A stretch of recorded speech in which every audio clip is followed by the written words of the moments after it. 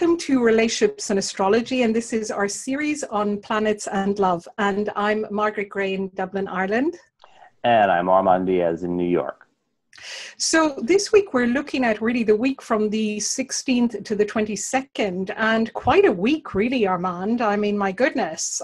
What are your initial thoughts on this rather busy week for relationships? I think that it is a very busy week for relationships, and I think it's one where caution, maybe, the caution flags may be up this week. We have a lot of things that make me think that, gee, we could run into a little bit of trouble here and there. Starting on Monday with Mars conjunct Chiron. That reminds me of like somebody's got a little bit of an open wound and you go and poke. Does it hurt? You know. Well, the other side of that, though, just trying to put a kind of gentler spin on it, is also that it might be a good time for healing old wounds. So, sometimes we have to kind of clear the dirt out, like when children fall and bruise themselves or hurt themselves, you've got to clean the wound and it's a little ouchy.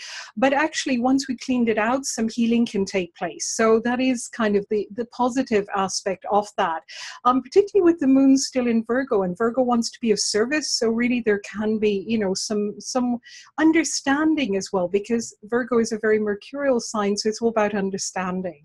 The Virgo moon will help a lot as it opposes Mars and Chiron. So it does bring us there. It does bring us to that healing place, and it is sort of sanitizing. It is sort of cleaning things out, and that is a potentially. You're right. It's potentially a very positive experience. Although, who likes to have the stuff thrown in the wound? Yes, absolutely. Well, Tuesday then it goes on to really, again, about balance. So we talked about this last week, that it's a lot at the moment about balance of self versus other. And, an important thing to keep in mind is that all of this is happening with the nodes, the North Node in Virgo, the South Node in Pisces. And in terms of relationships, what this really means is that there can be a tendency to be pulled back into old patterns of codependency or old patterns of being a victim. And that really the pull is towards discernment and really being a little more self-sufficient and really focusing on what is real rather than getting, caught up in this fog. So I think just that's the really underlying theme to everything that's going on at the moment. So to keep that idea of balance in mind might be helpful in relationships. Balance, and we have the Libra moon through the middle part of the week. And we think, well, Libra is great for balance. But of course, as it happens every month, that Libra moon runs up against Pluto and Uranus and meets up with Jupiter, which I guess is nice. But there's a T-square that it's sort of triggering. And so there's the moon trying to keep balance. It's sort of, I think about like a waiter, like sort of going over an obstacle course. It really is. And of course, towards the end of the week, then we have, in fact, on Thursday, the moon goes into Scorpio. So that's when things get a little bit more intense. Wonderful in terms of passion, but also can be, certainly a time when the moon is in Scorpio where we need to recognize that our emotions are going to go into deeper places and that we might need to really nurture ourselves, look after ourselves. And that in a relationship, it can be quite an intense time that, we can choose how to use, but just to be aware of that. And certainly Thursday, that's really the start of it. I mean, what's your sense of those energies, Armand, towards the end of the week? Definitely, there's just that scorpionic passion, but passion can mean a lot of things. No sooner does the moon, well, actually, the sun goes into Aquarius as the moon goes into Scorpio.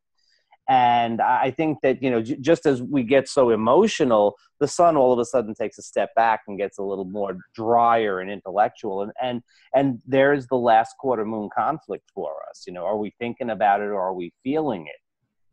That's so true. I think that, though, together what can happen is that those intense feelings can be put into looking at the wider picture. So maybe the wider picture of what are new ways of loving, what are new ways of being in relationship, and really thinking about it when the moon is trine Neptune on Thursday, the moon in Scorpio, really considering what does unconditional love mean, and that it doesn't mean self-sacrifice.